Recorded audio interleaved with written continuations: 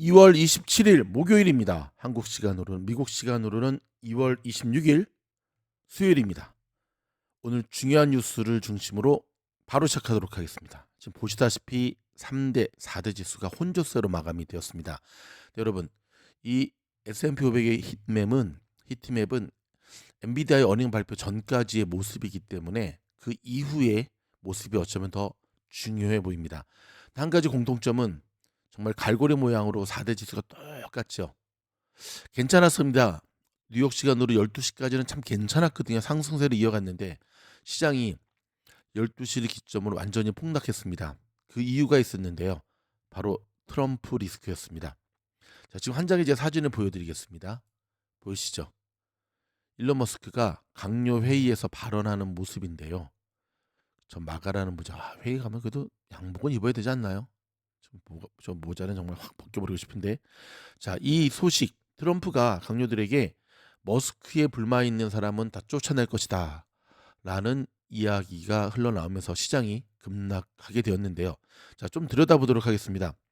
트럼프 대통령이 현지 시간 백악관 재입성 이후 처음 개최한 각 강요 회의에서, 한국으로 말하면 국무회의 같은 거죠, 일론 머스크 위상을 한껏 높여줬습니다.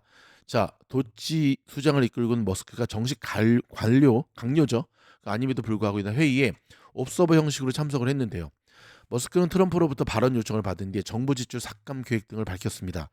언론에 공개된 회의 초반부에 트럼프는 머스크를 발언자로 지목하면서 엄청난 성공을 거둔 남자와 함께 되어 영광이라고 했습니다. 또한 트럼프 대통령은 이후 농담조로 일론에 대해 불만 있는 사람 있냐? 누가 불만이 있으면 우리가 그들 여기서 쫓아낼 것이라고 말하기도 했습니다.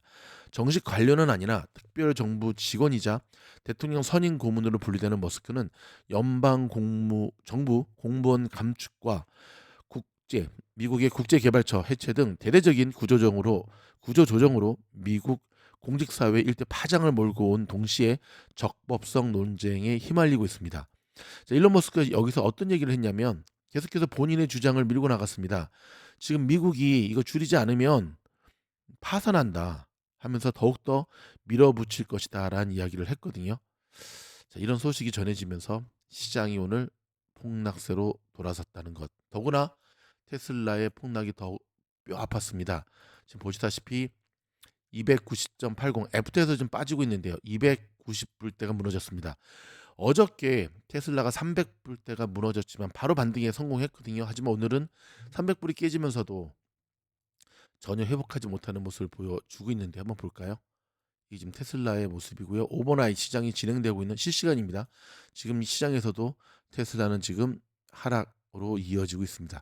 테슬라 띄워놓고 오늘 시장을 좀 분석해 드리도록 하겠습니다. 혼조세로 마감됐습니다. AI 우량주인 엔비디아 실적 발표를 앞두고 기술주는 반등했지만 캐나다와 멕시코에 대한 관세 부과 우려에 전통 주가 하락한 여파로 풀이가 되는데요. 일단 오늘 같은 경우 빅테크들은 대체적으로 지금 선방을 했거든요. 엔비디아, 브로드컴, 오라클, 메타까지. 하지만 테슬라, 애플 끌어내리고 전반적으로 다른 종목들이, 특별히 오늘 다우의 하락이 참 뼈아픈 모습이었습니다. 자, 일단 아마존은 생성형 AI가 탑재된 알렉사 플러스를 공개했지만 주가는 별 영향은 없었고요. 자, 메타는 2천억 달러 규모의 AI 데이터 센터 건립 소식이 전해지면서 주가가 2.46% 올랐습니다. 테슬라 주가는 전날 유럽 시장 판매 부진의 여파로 8.39%가 급락하더니 이날은 3.96%가 더 떨어졌습니다. 자, 슈마컴은 전날 밤 마감 후에 SC의 작년 재무보고서를 제출하고 나서 주가가 12.23%가 급등했는데요. 사실 20% 넘게 갔다가 다시 밀려난 모양새입니다.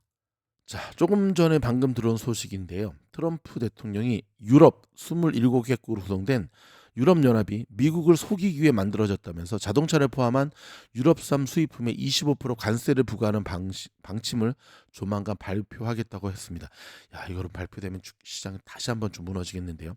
자, 영국의 일간 가디언 등에 따르면 트럼프는 이날 백악관에서 열린 트럼프 2기 행정부 첫 강요 회의에서 취재진이 유럽연합에 부과할 관세율을 묻자 우리는 결정을 내렸고 곧 발표할 것이다. 25%가 될 것이다. 자동차와 모든 것들이 부과될 것이라고 했습니다. 자, 유럽연합은 중국과 더불어 미국의 세 번째 무역 파트너인데요. 트럼프는 미국의 1, 2위 무역 파트너인 캐나다와 멕시코에도 오는 4월 2일부터 25%의 관세를 부과한다고 밝혔습니다. 현재 미국은 유럽연합이 수출하는 자동차에 2.5%의 관세를 부과한다며 유럽연합은 미국산 승용차에 10%의 관세를 부과한다. 트럼프가 관세나 다름없다고 주장한 유럽연합의 부가가치세율은 17.5%부터 시작이 됩니다. 트럼프는 유럽연합의 캐나다와 다른 종류의 케이스라며 유럽은 미국을 이용했다고 했습니다. 이어 유럽연합은 우리 자동차 농산물을 받아들이지 않았다면서 유럽연합 무역 적자는 3천억 달러에 실제로는 미국의 작년 통계 기준으로는 2,356억 달러라면서 솔직해지자 유럽연합은 미국을 뜯어먹기 위해 만들어졌다고 했습니다. 유럽연합은 즉각 반발했죠. 정당하지 않은 무역 장벽에 단호하고 즉각적으로 대응하겠다면서 트럼프발 관세에 신속하게 대응하겠다는 신호를 보내오고 있습니다. 자, 이런 가운데 트럼프의 말 바꾸기가 논란이 되고 있습니다. 캐나다와 멕시코에 대한 관세 부과 시기에 대해서 헷갈리는 발언을 하면서 혼란을 키우고 있는데요. 트럼프 대통령은 현지 시간 26일 백악관에서 개최한 첫 강요회의에서 멕시코와 캐나다의 불법 월경 감소가 이들 국가에 대한 25% 관세 부과 유예를 계속할 정도로 충분하냐는 질문에 답변하면서 관세 부과 시점을 4월 2일로 언급했습니다. 그는 이후 취재진이 30일간 부과를 유예한 캐나다와 멕시코에 대한 관세가 언제부터 시행되는지 명확하게 해달라고 재차 질문하자 4월 2일이다라고 밝혔습니다. 이에 멕시코와 캐나다에 부과하는 것이냐고 재차 확인하자 모든 것에라고 답했고요. 이와 관련해서 상무부 장관 하워드 로드리기죠. 강요 회의에서 캐나다와 멕시코는 30일간의 유예 기간에 불법 이민 및 마약 유입을 성공적으로 차단했는지 증명해야 한다고 언급하면서 만약 그들이 성공한다면 대통령이 추가 유예를 줄 것이고 아니면 주지 않을 것이라고 말했습니다. 이에 대해 트럼프 대통령은 나를 만족시키기 어려울 것이라고 언급하면서 캐나다와 멕시코에 대한 관세가 3월 4일부터 부과될 수 있는 것처럼 시사했다고 블룸버그 통신이 보도를 했네요. 앞서 트럼프 대통령은 불법 이민 및 마약 유입에 대한 대응이 미흡하다는 이유로 멕시코와 캐나다에 25%의 전면적 관세를 부과키로 했으나 이달 4일 시행 직전에 이를 30일간 유예키로 결정을 했습니다. 트럼프 대통령은 지난 24일에는 해당 관세에 대해 예정대로 제때 진행될 것이라면서 3월 4일부터 시행될 것이란 취지로 언급을 했는데요. 백악관은 트럼프 대통령이 4월 2일 부과 발언과 관련해 현재 그런 일정은 유효하다. 대통령은 여전히 진행 사항을 검토하고 있다라면서 현 시점에서는 캐나다와 멕시코에 대한 관세가 3월 4일에 그대로 발효될 것이라고 해명했다고 정치 전문 매체인 폴리티코가 보도를 했습니다. 오락가락하네요 진짜. 여러분 비트코인이 8만 5천 달러 아래로 떨어졌습니다. 7만 달러 전망도 나오고 있는데 현재 시각 8만 4,692.56입니다. 와, 이거 이더리움 그 해킹 사건 이후로 정말 맥을 못 추고 있는 모양새인데요. 오늘 엔비디아의 영향을 한번 더 받으면 진짜 더 내려앉을 수도 있을 것 같은데요. 자, 다시 한번 테슬라 말고 엔비디아 한번 좀 보도록 할까요? 자, 보시면 그렇죠. 아직 플러스로 전환이 안 되고 있습니다. 여기 보시게 되면 여러분, 자, 엔비디아 어닝 발표 이후에 혼조세의 모습을 보여줬고요. 컨퍼런스 콜을 앞두고 주가가 올랐지만 컨퍼런스 콜에서 전혀 새로운 게 없었습니다. 그러면서 엔비디아 주가는 계속 흘러내리는 모습을 지금 볼 수 있죠. 오버나잇까지 지금 이어지는 모습인데요. 자, 도대체 엔비디아의 어닝에 뭐가 문제였기 때문에 이러한 영향이 이러한 모습으로 좀 보였던 걸까요? 일단 좋았습니다. 전반적으로 엔비디아의 어닝은 EPS 어닝 다 시장의 예상치를 훨씬 웃도는 걸 발표를 했거든요. 근데 문제는 시장이 스포일이 됐어요. 이 정도 갖고는 만족을 못해요. More and more. We need more and more. 갑자기 영어를 쓰고 그러세요. 죄송합니다. 시장이 더 강한 기대감과 더 높은 기대감을 요구를 했지만 엔비디아가 그걸 현실적으로 채워지기는 힘들었죠. 근데 오늘 제가 그 두 편의 영상을 올려드렸잖아요. 자, 컨퍼런스 콜을 딱 보면서 작년 8월 말인가요? 그 분기 때 엔비디아를 보는 느낌이었습니다. 오늘 황 사장답지 않게 말도 되게 버벅버벅 거렸고요. 일단 황 사장이 컨퍼런스 콜에서 한 발언은 다음과 같습니다. 블랙엘에 대한 수요는 엄청나다. 그리고 우리 맞춤형 AI 칩이 설계되었다 반드시 쓰이는 건 아닌데 우리는 굉장히 우리 거는 다 맞는다. 블랙엘의 공급망에 발생한 일시적 문제는 완전히 해결되었다. 그다음에 블랙엘 울트라는 하반기에 출시할 예정이고 블랙엘이 완전히 가동되면 마진이 개선될 것이다. 연말까지 70%대의 중반을 예측한다. 하지만 지금은 가능한 많은 제품을 고객에게 제공하는데 구축할 것이다. 대량 생산의 뭐 기틀을 만들었다. 그다음에 이제 트럼프 관세에 대한 짐을 받고 나서는 아직까지 좀 미지 뭐 좀 뭐라 그럴까요? 이게 확정된 건 아니지 않느냐? 4분기 중국 매출이 전년 동기에 거의 비슷한 수준이다. 그러나 수출 통제가 시행되기 전 수준에 비해서는 절반으로 줄었다라는 얘기를 했는데 종합적으로 말하면 EPS 레벤ue 잘 나왔는데요. 시장의 기대치를 완전히 만족시킬 만한 그러한 발표는 또 아니었고요. 더불어 컨퍼런스 콜에서 뭔가 한 방을 보여주었는데 새로운 것도 없고 블랙엘 얘기는 2년 내내 들으니까 지겨우니까 시장이 그래 그거 말고 뭐 다른 거 없어? 다른 거 없어?라고 계속 요구를 했지만 다른 건 끝까지 내놓지를 못하더군요. 대신 이번 GCT 오면은 자기가 많이 뭐 설명해 주겠다 그러는데 이거 좀 거시기 좀 하네요. 그렇죠? 자, 미국의 FBI가 얼마 전에 있었던 코인 하락의 주범인 바이비트 해킹은 북한 소행이라고 밝혔습니다. 훔친 암호화폐가 이미 분산됐다고 밝혔는데요. 와, 진짜 그렇구나. 자, FBI는 암호화폐 거래소 바이비킹 해킹이 북한 소행이라고 밝혔는데요. 로이터 통신에 따르면 FBI는 이날 발표문에서 북한 조직원들이 15억 달러 상당의 가상자산을 탈취했다며 이들은 탈취한 자산 일부를 빠르게 비트코인과 기타 가상자산으로 전환해 여러 블록체인 네트워크의 수천 개 주소로 분산시켰다고 설명했습니다. 자, FBI는 이 자산이 추가로 세탁된 뒤에 결국 법정 화폐로 전환될 것이라고 덧붙였는데요. 한때 거래량 기준 세계 2위에 오르기도 했던 바이비트는 앞서 21일 15억 달러 상당의 해킹 피해를 입었다고 밝혔는데 해커들은 바이비트의 이더리움 지갑 가운데 하나를 턴 것으로 알려졌습니다. 40억 달러의 뱅크런이 뒤따르며 한때 바이비트 파산 우려가 제기되기도 했는데요. 이번 해킹은 2014년 마운트 곡스 달러, 2021년 폴리 네트워크 사건을 넘어선 역대 최대 규모의 암호화폐 해킹 사건으로 기록되게 했었습니다. 그 이후로 진짜 비트코인이 맥을 못 추고 있습니다. 자, 여러분 미국의 로컬 뉴스 한번 좀 전해드려 보도록 할까요?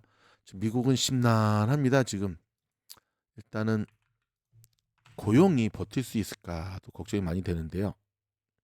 자, 연일 트럼프 대통령 행정부의 불법 체류자에게 등록하도록 의무화하고 불응시하는 형사 범죄로 처벌하는 제도를 시행키로 했습니다. 자, 등록을 꺼릴 불법 체류자들을 체포하면 형사처벌로 5,000달러의 벌금이나 6개월까지의 징역형에 처하는 방법으로 최대한 신속 추방 또는 자진 출국을 유도하려는 시도로 해석이 되는데요. 사상 최대 불법 체류자 체포 추방 작전에 가속도를 내기 위해 트럼프 행정부가 불체자 등록제를 들고 나섰습니다. 자, 국토안보부 장관은 미국 내 불체자들은 이제 미국을 떠나야 할 때라며 스스로 나가지 않으면 우리가 찾아내 추방시킬 것이라며 다시는 미국에 못 오게 할 것이라고 압박하고 있습니다. 자, 국가안보부의 전략은 불체자 체포 추방 작전에 가속도를 내기 위해 모든 수단과 자원, 예산을 총동원하고 최대 신속한 추방과 자진 출국을 유도하고 있습니다. 14세 이상의 불체자들에 대해 전용 웹사이트를 통해 등록하도록 의무화하는 제도를 꼭 시행한다고 밝혔는데요. 자, 국토안보부는 신고 전담 웹사이트와 신고 양식을 마련하는 대로 공지한 후 30일 안에 14세 이상 불법 체류자들로부터 등록을 접수받게 된다고 밝혔습니다. 등록하지 않은 불체자들은 적발됐을 경우 1인당 5,000달러의 벌금이나 6개월까지의 징역형에 처해진다고 국토부는 경고를 했는데요. 한일을 비롯한 전체 절반을 차지하고 있는 오버스테이 불체자들은 이미 연방 당국이 정보를 갖고 있어 다시 등록할 필요는 없으나 주소 이전 시 신고해야 한다고 국토안전부는 밝혔습니다. 국토안보부의 불법 체류자 등록제는 실제로 등록할 사람들이 많지 않을 것이므로 등록하지 않는 불체자들을 형사범죄로 처벌하겠다는 뜻으로 앞으로의 단속에서 체포되는 외국인들에게 적용할 것으로 보이는데요. 불법 체류자들이 체포돼 등록하지 않은 형사범죄까지 추가될 경우에는 가중처벌이 적용이 되면서 추방 대상자로 분류돼 신속 추방하려는 의도로 해석이 되고 있습니다. 자, 캘리포니아주가 일자리 창출과 경제 성장 위해 2억 4,500만 달러를 투입한다고 밝혔습니다. 자, LA 인근에서 가스가 방출돼서 쓰레기 수거차에 화재가 발생하는 일이 발생했습니다. 다시 한번 자나깨나 작게리. 여러분 저희 미즈노래 공부방 딱 2자리 남았습니다. 자, 돌아오는 금요일이죠. 최종 인터뷰를 통해서 지금 이미 모아져서 공부하고 있는 약 27명의 학생들과 함께 조인하게 되는데요. 자, 저희 미주놀 공부방에 조인하기를 원하시면 미주놀의 멤버십 가입을 먼저 하시고요. 여기서 멤버십 가입 먼저 하시고 그 다음에 요 부분을 클릭해서 들어오시면 제가 버선발로 나가서 맞이하도록 하겠습니다. 여러분, 시장이 어렵습니다. 유동성 풀려져 있는 자금들이 말라가면서 엄청난 변동성들이 시장을 뒤흔들고 있는데요. 미주놀 방주로 오시게 되면 속 시원히 해결해 드리도록 하겠습니다.